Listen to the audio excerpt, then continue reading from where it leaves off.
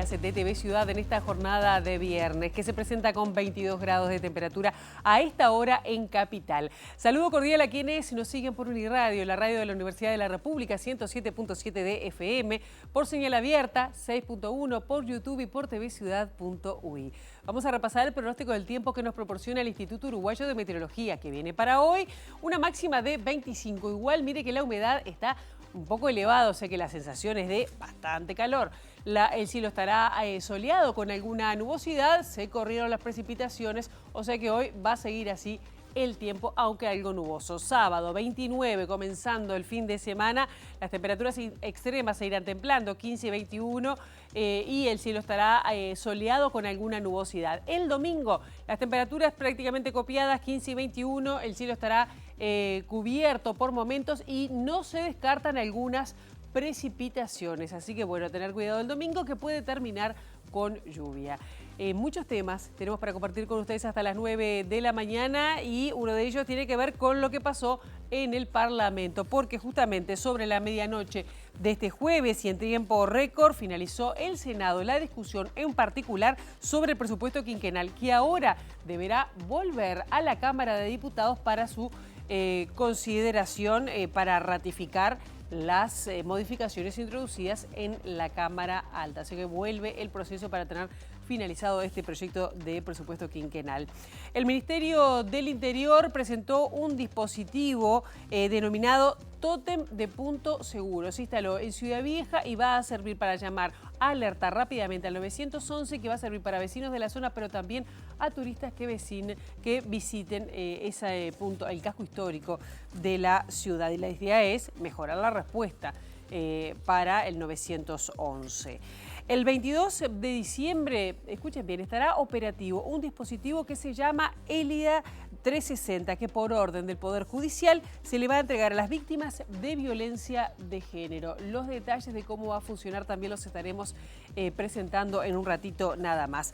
El Parque Tecnológico Industrial del Cerro presentó el plan estratégico y la visión con la inauguración del nodo de innovación de UTU. Allí estuvieron las autoridades departamentales presentando esta nueva innovación, y también autoridades, por supuesto, del Consejo de Educación Técnico Profesional. El futuro de las democracias con una mirada feminista y desde el sur será el tema de la entrevista de hoy, porque aprovechando la presencia en Montevideo de la politóloga Flavia Biroli, vamos a estar conversando de ella sobre cuáles son los desafíos que desde el punto de vista feminista tiene las democracias en nuestra región, cuáles son los riesgos, qué temas además se han podido avanzar en estas últimas décadas. Bueno, Flavia Biroli, brasileña, va a estar en el diálogo aquí en TV Ciudad. Ahora, momento de abrir la ventana hacia las calles de Montevideo para con datos del Centro de Gestión de Movilidad, ver por dónde circular, por dónde no. @IMTránsito, @MBTransporte para seguir en tiempo real cualquier cambio en la circulación. Poco sol se ve sobre Montevideo hasta ahora, ¿no? El cielo está nuboso sobre Montevideo, pero les adelantamos algunos cortes que están programados. Luis Lamas, entre Luis Alberto Herrera y Marco Bruto, el corte será hasta las 3:30 de la tarde por trabajos de hormigonado, luego quedará abierta la circulación. Andrés Lamas, entre San Martín y José María Penco, el corte será a partir de la 1 de la tarde y se irá hasta las 5 de la tarde. Rambla Tomás Berreta, entre Rafael Barradas y San Sebastián, a las 19 se va a cortar la circulación por una movilización en esa zona.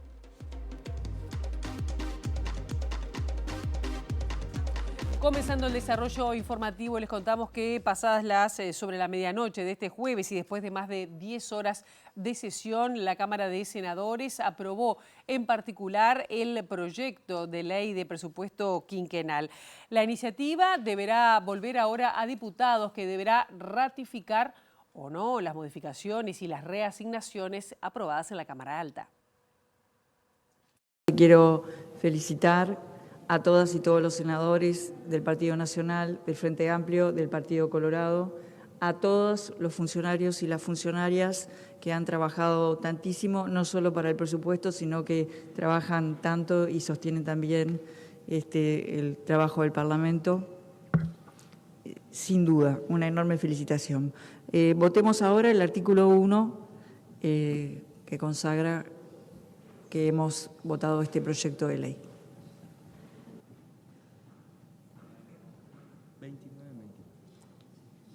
29 en 29. Comuníquese a la Cámara de Representantes.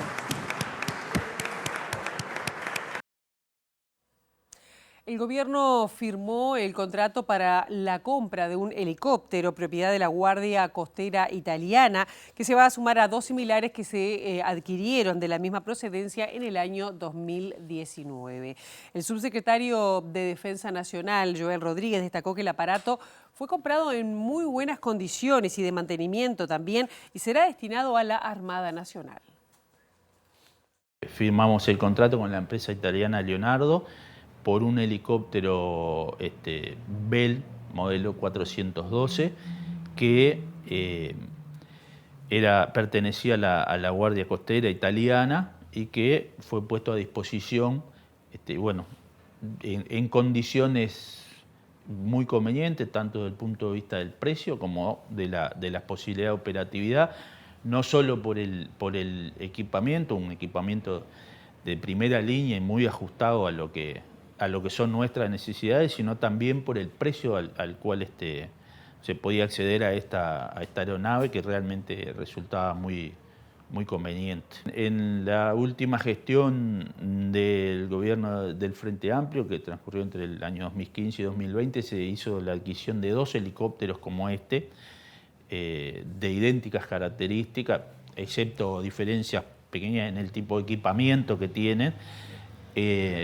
Eso se adquirió en el año 2019, se trabajó y se terminó de cerrar el acuerdo, el negocio en el año 2019.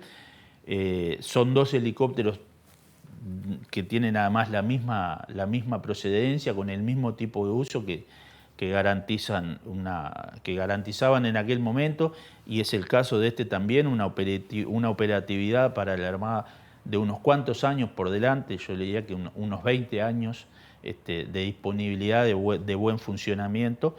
Ya se habían adquirido esos dos, que llegaron posteriormente a la pandemia, que están operando hace tiempo, que están operando con éxito y con realmente muy buenas prestaciones. Este helicóptero, cuando nosotros volvimos a incorporarnos al Ministerio el 1 de marzo, estaba la posibilidad de esta tercera aeronave. La tomamos con mucho interés, justamente porque constituía, junto con los otros dos, una escuadrilla de trabajo. Con la presencia del presidente de la República, Yamandu Orsi, la empresa uruguaya Mood abrió su fábrica de viviendas modulares en El Pinar con una inversión de unos 10 millones de dólares. La planta emplea a unas 50 personas, dispone de unos 5.000 metros cuadrados y está ubicada en el predio del proyecto Aldea, que alcanza una superficie de 14.000 metros cuadrados. Según remarcó una fuente de Torre Ejecutiva, la cadena productiva que comienza en el norte del país con la forestación, el aserrado y el curado de la madera, continúa aquí en el sur en un proceso al que se le agrega valor y se logra obtener una vivienda terminada. El secretario de la Presidencia, Alejandro Sánchez, participó del encuentro Uruguay, promotor de paz, donde participan además y se les va a dar capacitación a personal diplomático y también político para el trabajo en mediación de conflictos y facilitación del diálogo en enfrentamientos nacionales, pero también regionales. Sánchez destacó la larga tradición que tiene nuestro país en el involucramiento en debates y también en conflictos internacionales. Pensemos que el sistema de político uruguayo viene contribuyendo hace muchísimos años, de distintas maneras, para colaborar en el diálogo político, en la solución pacífica, la solución de las controversias. Y lo que estamos haciendo ahora es intentando capacitar los recursos que tiene el Estado, capacitar los recursos que obviamente tienen los actores políticos y la sociedad civil, para que el Uruguay pueda profesionalizar su trabajo en lo que tiene que ver con la solución de controversias, con las mediaciones, y eso implica obviamente ir construyendo en acuerdo con todos los partidos políticos y con la sociedad. Como bien dicen muchos actores que participan de los espacios de paz, de hecho yo tuve la suerte de estar este año en el foro de Oslo, que es el foro internacional más importante sobre los acuerdos de paz. El conjunto de los actores países que trabajan en esto, desde Noruega hasta otro tipo de país, o los organismos multinacionales, ven en Uruguay la oportunidad de un país serio, un país con una institucionalidad firme, con democracia firme, para poder contribuir a esto en un mundo tan convulsionado de tanta guerra, donde se hace falta muchísima más paz de la que tenemos. ¿Cómo se hace para construir esa política de Estado? Con diálogo. De hecho, venimos dialogando con varios actores de la oposición. Antes de empezar con esto, venimos conversando con muchos actores del sistema político, donde todos estamos de acuerdo que el Uruguay puede cumplir un papel. Dos cosas importantes. Primero, sostener a América Latina como un espacio de paz, de democracia y de defensa de los derechos humanos. En el mundo que está lleno de guerras en el mundo, América Latina hoy es un oasis, como bien lo decía el representante de Naciones Unidas recién en el evento aquí. América Latina es un oasis en ese mundo de conflictos. Tenemos que mantener. ¿Eso quiere decir que no hay problemas? No, está lleno de problemas América Latina. Pero tenemos que cuidar eso. Y yo creo que hay un gran acuerdo político en este sentido y que el Uruguay pueda avanzar decididamente si nos capacitamos, si nos formamos y si construimos institucionalidad.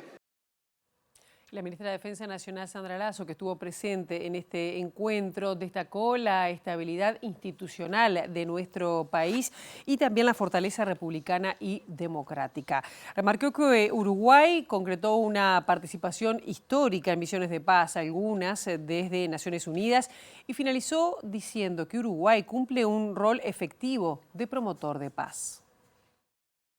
Para promover la paz tenemos que tener ciertas condiciones y estoy convencida, como nación tenemos esas condiciones que tienen que ver con estabilidad institucional, que tienen que ver con fortaleza republicana, democrática, que tienen que ver desde el mundo de la defensa con una participación histórica de efectivos en misiones de paz, algunas de ellas desde las Naciones Unidas, donde Uruguay cumple un rol efectivamente promotor de paz, donde además de preservar a la sociedad civil en los territorios de conflicto, no forma parte de los conflictos y promueve acciones hacia la paz. Entonces nos parece fundamental como Ministerio de Defensa sumarnos a esta actividad en el convencimiento de que estamos en una posición estratégica en nuestro continente, en una zona de paz, que si bien aún tiene muchas desigualdades,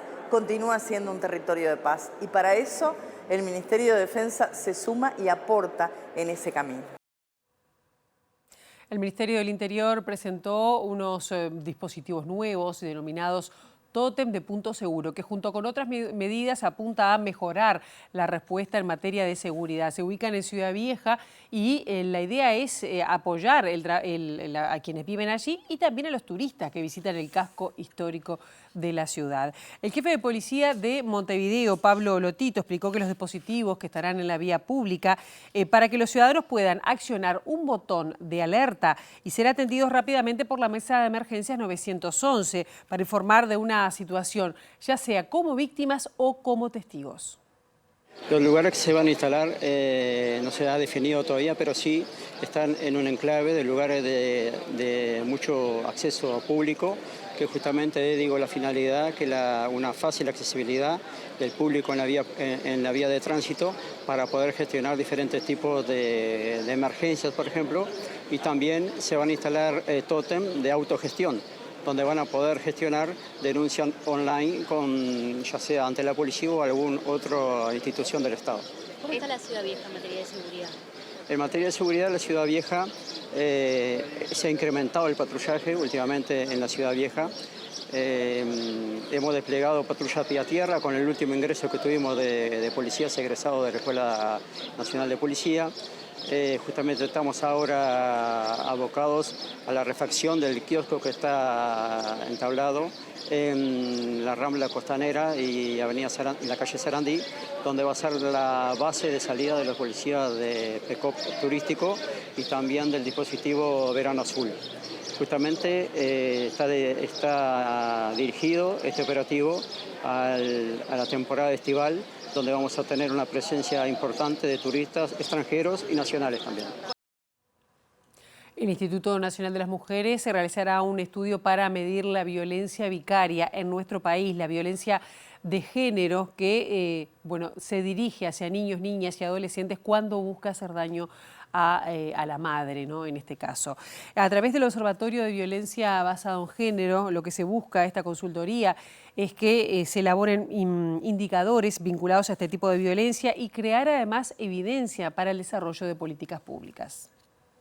Está para lanzarse esa consultoría con el apoyo de UNICEF y nos parece clave porque, como decíamos en el acto oficial del 25N, esta forma de violencia de género tan cruel como es la violencia vicaria necesita que logremos consensos entre los diferentes operadores de cómo tratar el tema, sabiendo que merecerá marcos legales, algunas cosas como la Ley Integral de Violencia, la 19.580, lo pasa por arriba, aunque no le pone el nombre, porque en el 2017, cuando la discutíamos, no estaba tan claro los conceptos que hoy sí están mucho más claros. Pero lo que queremos es generar evidencia porque hay que llegar anticipadamente, no al desenlace fatal de los casos de violencia vicaria, sino a todos aquellos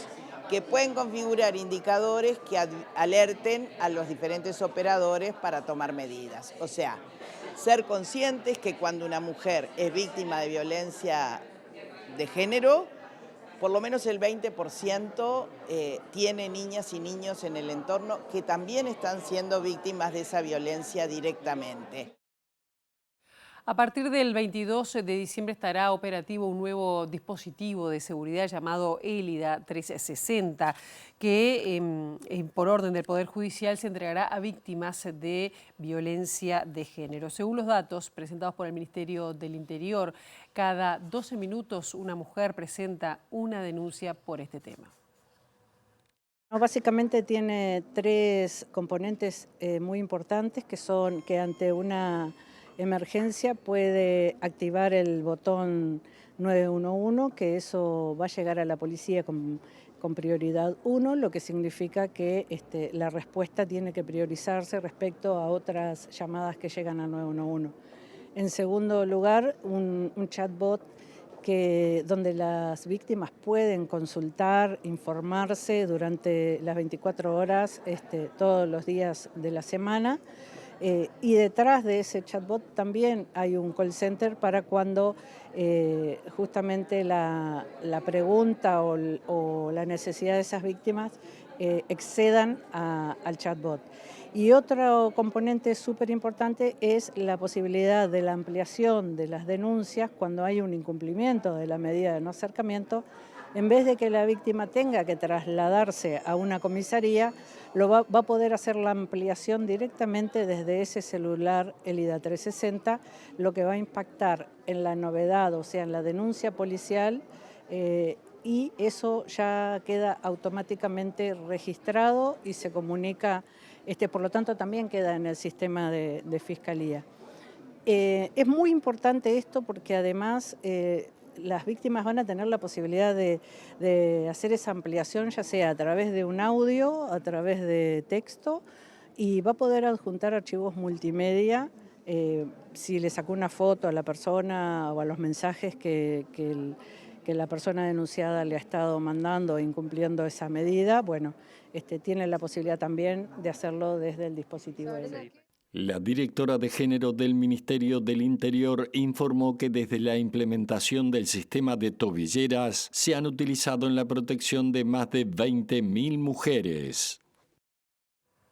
Ayer lo adelantábamos, pero hoy damos más detalles porque 155.000 jubilados y pensionistas de menores recursos van a recibir una partida especial en diciembre como canasta de fin de año. El Banco de Previsión Social va a hacer este pago de la partida que se realiza a partir del martes 2 de diciembre cuando se abonan las pasividades de noviembre a través del medio de pago donde habitualmente cobran. Es una partida extraordinaria que se paga con la pasividad de noviembre, que se empieza a cobrar en los recibos de más de 155.000 jubilados y pensionistas ahora a partir del 2 de diciembre. ¿Quiénes son los que cobran? Los jubilados que como único ingreso perciban una pasividad de 20.458 y los pensionistas por sobrevivencia, pensionistas vejez, pensionistas invalidez y beneficiarios del subsidio a la vejez del MIDES. siempre que tengan más de 65 años de edad y que también perciban como único ingreso una pasividad de este monto de como mucho 20.458. ¿En qué momento van a cobrarlo? ¿Cómo se va a distribuir ese pago? Ese pago es en una única vez porque es una partida extraordinaria de 3.151 pesos que ya está incluido en el recibo de estas más de 155.000 personas que lo cobran a partir del 2 de diciembre, cuando se empieza a pagar la pasividad de noviembre. ¿Qué erogación implica para el banco esto? Unos cerca de 520 millones de pesos, que en realidad es una erogación para el gobierno, digamos, porque es financiada desde rentas generales. Lo que importa acá decir que también hay un público de unas 10.000 personas más que esas no lo tienen incluido en el recibo, que son las que potencialmente podrían cobrar, pero tienen que hacer un trámite para declarar que siendo pensionistas por sobrevivencia, el ingreso de su núcleo familiar no supera los 20.458. Para hacer este trámite, quienes estén en estas condiciones se acercan a cualquier dependencia del BPS y, entre otras cosas, se les pide una declaración jurada del ingreso del núcleo familiar.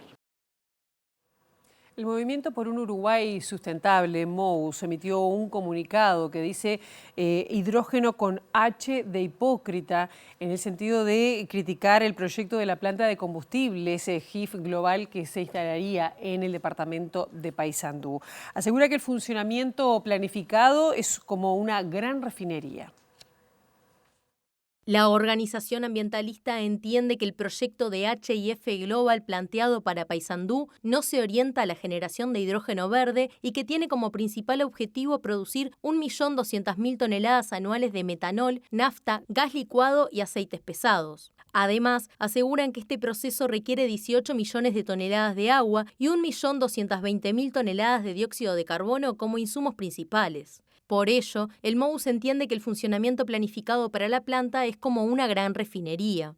En la misma línea, el comunicado plantea que el 12% del dióxido de carbono provendrá de alcoholes del Uruguay, ALUR, y el restante será generado mediante la quema de biomasa extraída de predios forestales y aserraderos.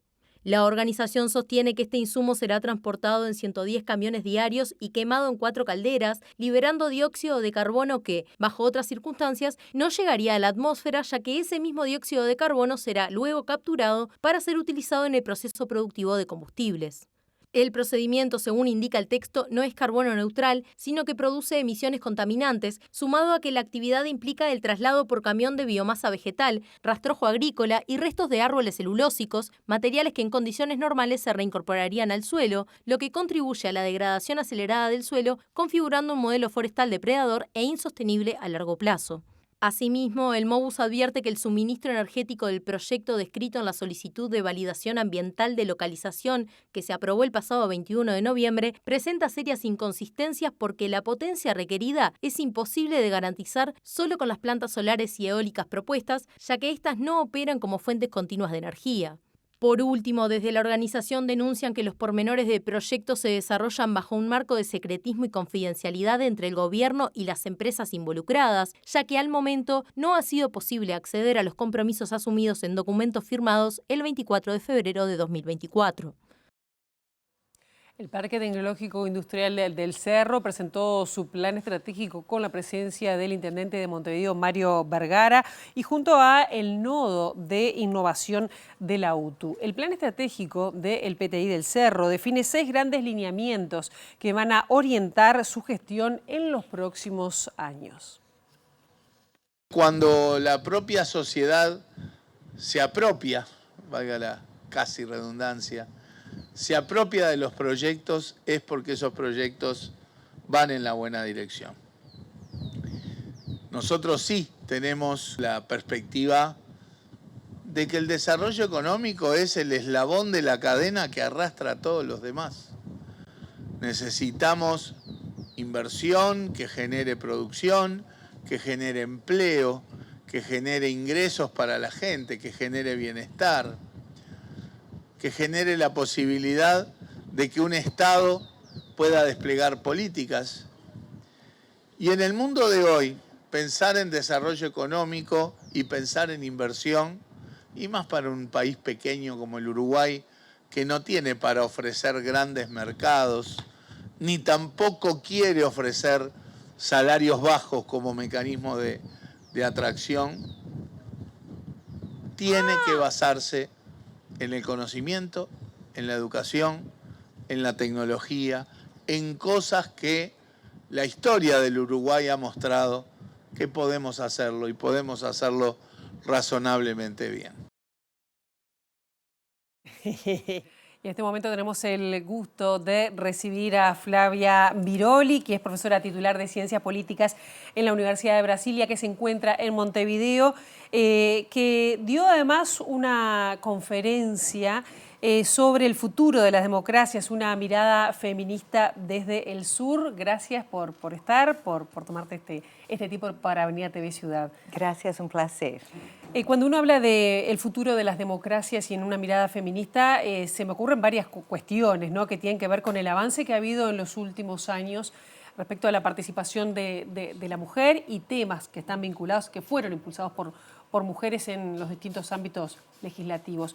Pero si tuvieras que hacer una primera lectura de en qué situación estamos para ver desde dónde partimos hacia el futuro, ¿cuál sería? Es un momento muy complejo porque de una parte están los legados de este ciclo de transformaciones, de cambios muy significativos. Y yo siempre digo, no son cambios en agendas específicas solamente, son cambios en el Estado, cambios en cómo se comprende la democracia desde todo esto que ha sido producido por los movimientos de mujeres, por los movimientos feministas. Pero, de otra parte, tenemos reacciones y tenemos una otra configuración de fuerzas que podemos definir como autoritarias, fuerzas que están en una posición que se muestra contraria a los derechos o a la manera como los derechos políticos, los derechos democráticos han sido concebidos en este ciclo de expansión de las democracias en toda la región. Claro, hay una reacción contra algunos avances de derechos, especialmente en lo que tiene que ver con cuestiones de género. Estoy pensando en participación femenina a nivel político y en otras áreas, en las cuestiones de salud sexual y reproductiva. ¿Qué tan peligroso es estas reacciones en contra que pueden hacer retroceder estos derechos? Sí, lo que tenemos hoy son reacciones que a su vez son parte de proyectos de reconfiguración más limitada de las democracias. Por esto están los derechos en el centro de las disputas, ¿no? Claro que cuando se hablan de los derechos reproductivos, de los derechos sexuales, los conflictos no son de hoy, pero con los avances que hemos tenido o en algunos países con una situación que llega muy cerca de la posibilidad de avanzar en las leyes, lo que vemos hoy es una reorganización de sectores de la sociedad que comprenden que esto estaría como que más allá de un tipo de orden social que les parece más adecuada. Pero para que este tipo de orden se organice, sería ahora necesario, de hecho, retroceder en derechos que hoy comprendemos como derechos democráticos, como derechos fundamentales, porque tienen que ver con el cuerpo, tienen que ver con la ciudadanía de las mujeres, como la ciudadanía de mitad de la población, ¿no? Claro. Entonces, como yo decía, no es... Sí son los derechos reproductivos, sí tiene que ver con la participación política de las mujeres, pero tiene que ver con algo que es más general, que es que el tipo de orden social, de orden político se desea tener, ¿no? ¿Qué significa tener una política y una sociedad democrática? ¿Es posible tener democracia sin la participación más paritaria de mujeres y hombres? Tenemos una democracia cuando la ciudadanía es selectiva en términos de los derechos que hay para mujeres, para hombres. Entonces, esto es algo que está en cuestión hoy. Claro, ¿qué pasa o cómo se lee, si bien ha habido un gran movimiento de mujeres, feminismos, en la región, y lo ato con el tema político, está habiendo una ola de gobiernos conservadores de ultraderecha? ¿No se entendió el mensaje o porque también hay mujeres que piensan, que votan de esa manera. ¿O qué pasó? ¿Cómo puede ser? Sí. Una cosa que me parece muy importante tener en cuenta es que las democracias en sociedades muy desiguales, como son las nuestras, son realidades políticas muy complejas, ¿no? Entonces, por ejemplo, hay todo tipo de problemas que tienen que ver con la precarización del trabajo, de la vida, con las inseguridades de las personas que en algunos países como Brasil, por ejemplo, son un eje central en las decisiones del voto. Y lo que hacen estos sectores autoritarios, conservadores hoy, es algo que en mi trabajo defino como un tipo de moralización de las inseguridades. Es como si conectasen los cambios sociales, los cambios políticos a esta sensación de inseguridad, de precarización de la vida. Es como una promesa de que si volvemos a un tipo de orden anterior, sería posible como que restaurar una idea de una vida más tranquila, más segura. El problema es que reemplazan las causas reales, como por ejemplo los problemas del neoliberalismo, de la baja capacidad estatal que está por todas partes, con cambios que por otra parte tienen que ver de verdad con la expansión de las democracias, ¿no? Claro. Entonces, esto que tenemos que ser capaces de debatir, de decir con más clareza qué tipo de proyecto tenemos nosotros que estamos como, vamos a decir, del lado de las democracias, de la democratización, qué proyectos tenemos para cómo hacer frente a toda esta precarización, a todo esto, para que las cosas no se confundan. Claro, ¿no? y tú miras o propones una mirada del feminismo desde el sur. Sí. ¿Qué diferencia hay con el feminismo desde el norte? Me imagino que las desigualdades están como parte de eso. Y la raza también. Sí, los feminismos desde el sur han, de hecho, promovido proyectos, políticas que son inclusivas, y que son inclusivas desde una comprensión multidimensional de las desigualdades. Y esto está muy como fundado en una idea de las solidaridades locales, de las cuestiones territoriales, en que distintos grupos de mujeres han sido puestas como las voces que pueden, de hecho, revelar qué problemas conectan este nivel más micro de la vida, de las relaciones, y el nivel más macro de las políticas que necesitamos para hacer frente a los problemas cotidianos, ¿no? Entonces, es un feminismo muy inclusivo desde una perspectiva de esta multiplicidad, de esta multidimensionalidad de las desigualdades. Entonces, las cuestiones raciales son súper importantes, pero todas las cuestiones que tienen que ver con la pobreza, con el acceso al trabajo, es un feminismo que, por ejemplo, ha vindicado políticas universales de acceso a la salud, y en estas políticas integrales para las mujeres, no como solo cuestiones sectoriales, pero una comprensión de cómo el Estado juega un rol fundamental para producir justicia social. Claro, ¿y qué pasa teniendo una mirada más amplia en el continente, que es el más desigual del mundo, ¿no? Quizás no el más pobre si tomamos los datos de Naciones Unidas. ¿Cómo ves en qué países se observa mayores carencias o mayores dificultades para acceder a una democracia plena, sobre todo las mujeres?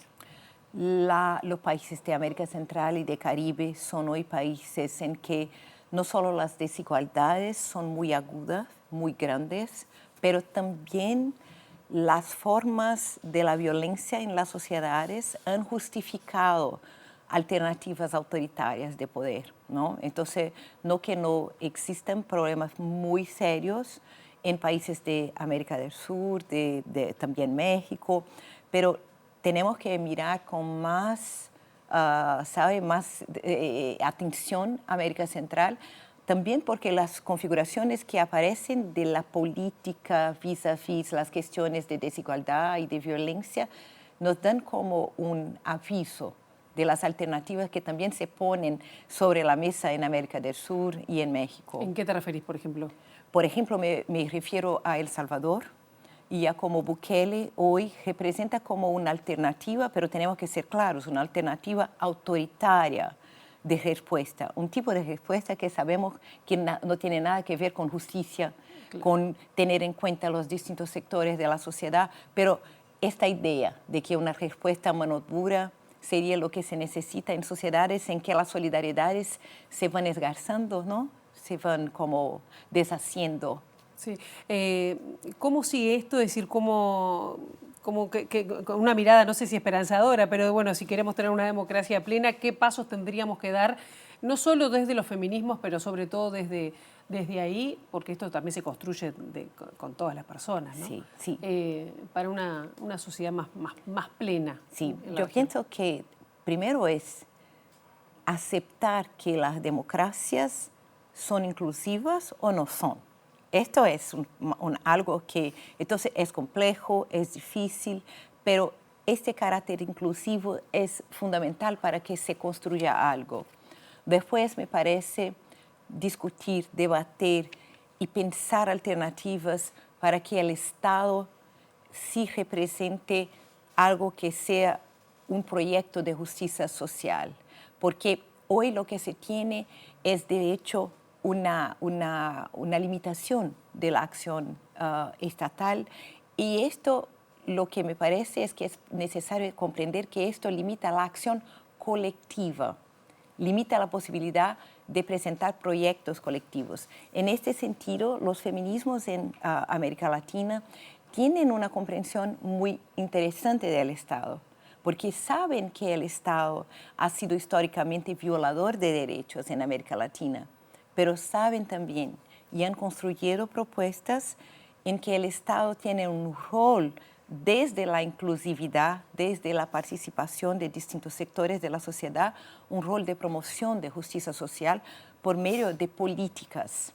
Y esto tenemos que discutir, porque la capacidad estatal hoy es muy baja y los proyectos de carácter autoritario o, por ejemplo, proyectos como lo que se presenta por Javier Milei en Argentina, en verdad la apuesta es en una capacidad todavía más disminuida del Estado, ¿no? Entonces, el rol del Estado vis-a-vis esta inclusividad democrática y la promoción de justicia, esto está en la base de los proyectos feministas y de proyectos democratizantes que conocemos, claro, y que tienen legado. Flavia, ya tenemos que cerrar, pero te pregunto también para la gente que nos está viendo, las grandes marchas del 8 de marzo, que siguen, bueno, cada vez más grandes, ¿también es una incidencia política para seguir llamando la atención?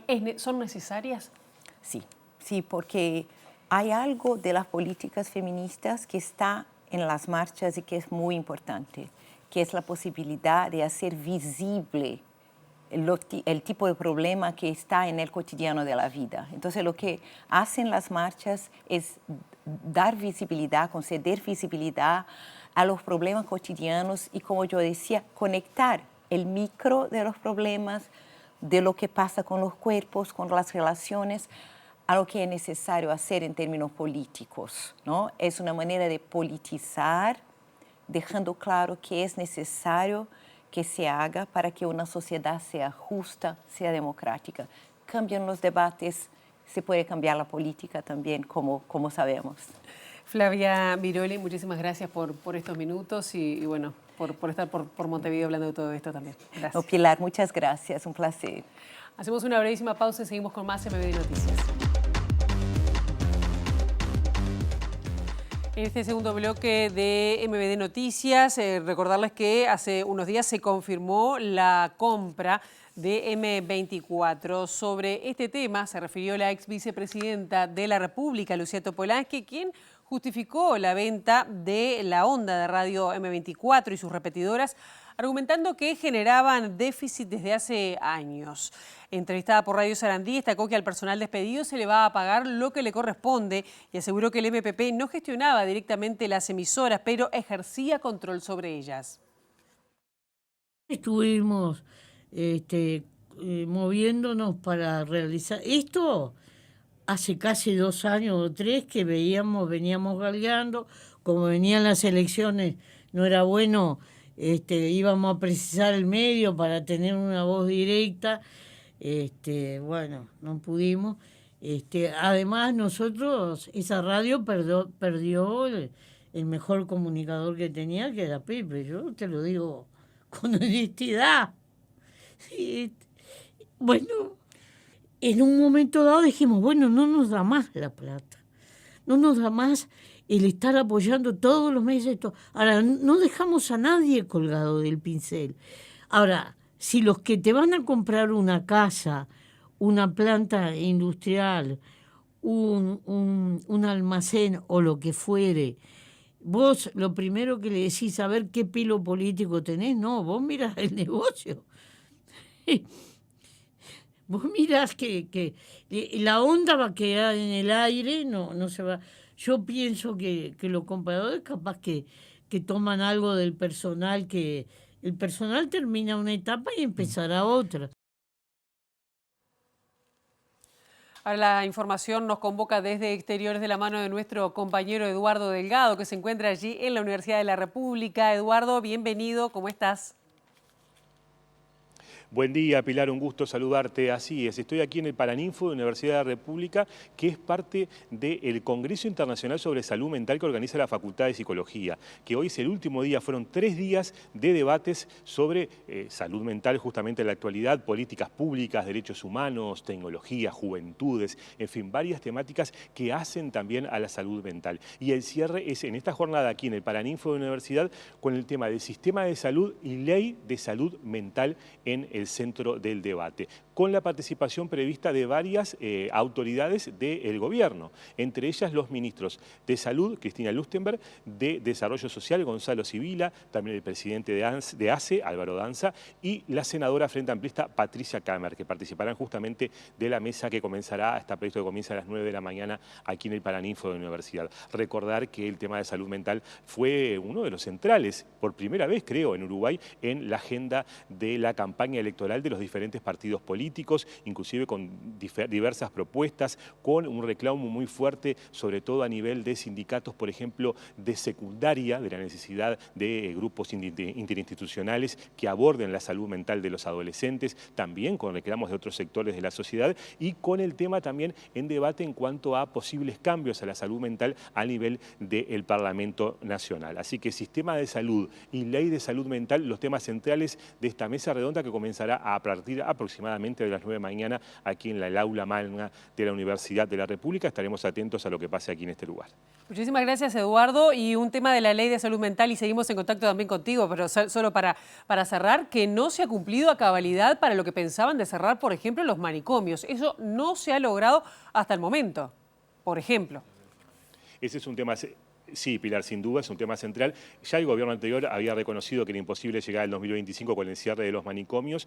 Este gobierno ha dicho lo mismo y es uno de los temas principales que se está debatiendo a nivel del Parlamento. Los ajustes a la ley de salud mental, incluidos el cierre de estas instituciones, bueno, la necesidad de diferentes lugares, dispositivos intermedios antes de llegar a esos centros que implican, entre otras cosas, presupuesto, personal capacitado. Es uno de los temas centrales de los cambios a la ley de salud mental que está sin duda en la agenda tanto del Ministerio de Salud Pública como de ACE y en este momento del Parlamento Nacional. Justamente Patricia Kramer ha sido la principal vocera del Frente Amplio de la bancada de gobierno en esta temática.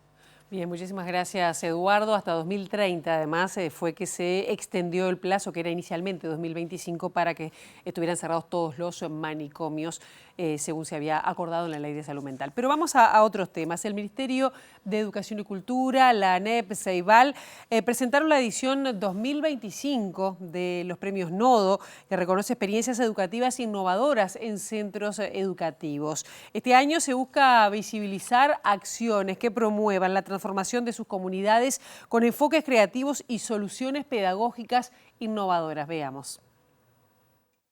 La responsabilidad de llevar políticas públicas, esto es, que el Estado estimule, que sea un rol fundamentalmente estimulador, como acabo de decir, es decir, que genere condiciones para que se desarrollen todas las potencialidades que tenemos en nuestras jóvenes y nuestros jóvenes, en nuestros docentes.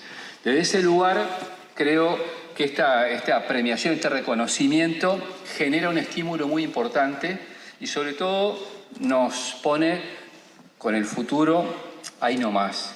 Y en esos términos me parece que lo fundamental es en un país como el Uruguay, de nuestras dimensiones y de nuestras perspectivas, que nos hagamos cargo, que seamos responsables del tiempo en que vivimos y que tengamos una actitud proactiva para que la innovación, la ciencia, la educación, todo lo que lleva a ese mundo para mejorar la calidad de vida y la convivencia democrática, sea desde nuestro lugar un aporte para una mejor vida de todas y todos, aquí y en el mundo. Y entre los proyectos seleccionados por los premios Nodo hay varios que se destacan por iniciativas ambientales, didácticas y comunitarias. Tal es el caso del que presentaron desde la Escuela 8 de Paysandú, que es una huerta hidropónica con riego automatizado construido además con materiales reciclados. También está otra iniciativa de la Escuela Técnica de Vistalinda en Canelones con el monitoreo ambiental del Arroyo Colorado y la Escuela 198 de Montevideo con su propuesta de mejorar la autonomía de las personas ciegas y con baja visión mediante una tecnología áptica y sonora. La presidenta de Ceibal, Florencia Jaime, destacó la convocatoria de este año que contó con más de 100 proyectos en cada categoría. Más de 100 proyectos que se presentaron en cada una de las categorías, tanto para ser reconocidos por lo que ya han hecho, como para, digamos, competir por fondos para poder llevar adelante sus proyectos de innovación pedagógica desde todos los puntos del país. Y la verdad que experiencias súper interesantes en las dos categorías. Para los premios tenemos, bueno, dos experiencias que van a ser premiadas. Los equipos ganadores van a poder ir a Finlandia a tener una instancia formativa y, bueno, y después traerla y compartirla también con sus comunidades educativas. También hay un premio que entrega el público por votación del público. Y por otro lado tenemos los fondos donde, bueno, son proyectos que van a ser financiados el año que viene para que puedan ser llevados adelante con montos que son hasta de $1 millón según, bueno, lo que necesite cada uno y el presupuesto que hayan elaborado. Y la verdad que fue una decisión súper difícil para el jurado. El jurado está compuesto por personas y autoridades de la ANEP, del MEC y de Ceibal, que son quienes organizan todo este evento de reconocimiento, de premios y fondos Nodo, pero también los jurados en ambas categorías están integrados por personas externas que también complementan con otras visiones y que, bueno, me parece que es una experiencia sumamente interesante.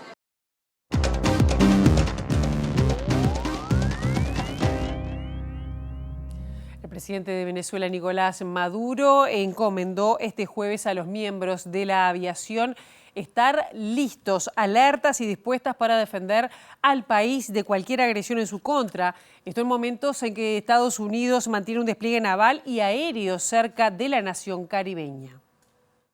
Ante este acto solemne de los 105 años de la fundación de la aviación militar y los 33 años del nacimiento del carácter bolivariano de nuestra aviación militar bolivariana, les pido estar siempre imperturbables en su serenidad, alertas, listos y dispuestos a defender nuestros derechos como nación, como patria libre y soberana. Y sé que jamás le fallarán a Venezuela. Sé que Venezuela cuenta con ustedes. Hasta aquí llegamos con esta primera edición. Ahora quedan en compañía de Ciudad Viva. La actualización informativa será a las 3 y nosotros volvemos el próximo lunes a las 8 en punto aquí en TV Ciudad. Buen fin de semana, disfruten.